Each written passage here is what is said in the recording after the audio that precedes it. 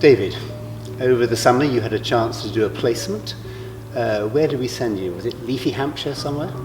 No, so my wife and I went to the DRC and to Uganda. In Uganda, we were staying with South Sudanese people. There are 1 million South Sudanese refugees in Uganda, and we were staying at a theological college, mostly staying in the theological college that's set up to serve pastors and training.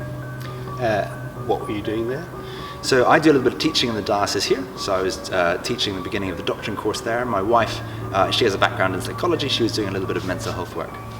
So these pastors, these ordinands, are they going to be going back to Southern Sudan? What's the situation there like? So 1 or 2 of them will travel back to South Sudan if it's safe, but South Sudan generally is not safe. It's torn apart by war, and indeed it has been, and while it was joined with Sudan before independence, it was for 4 decades torn up by war.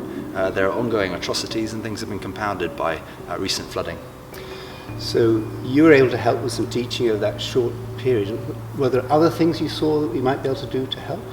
Yeah, well, one of the things I observed is the churches are growing strong. In the refugee camp there are plenty of churches, and people have the time to really invest in discipleship and worship and learning. But most of the pastors don't have the opportunity to go to theological college themselves, or indeed have any books. Imagine trying to prepare sermons without ever having any access to books, nor having a background in theological education. Well, two pastors I got to know particularly well brought this home to me when they asked whether I might be able to get some study Bibles for them. So I went to the bookshop in Arua and bought them too. But there are so many pastors without any theological education, so this is something I'd really like to seek help with. So we could help here in Highfield? Yeah, so £10 could buy a study Bible for a pastor who's not had the benefit of theological education, and £50 could buy a starter set of theology books for one of the students at Bishop Allison Theological College. So let's see what Highfield Church can do this Christmas. Thank you.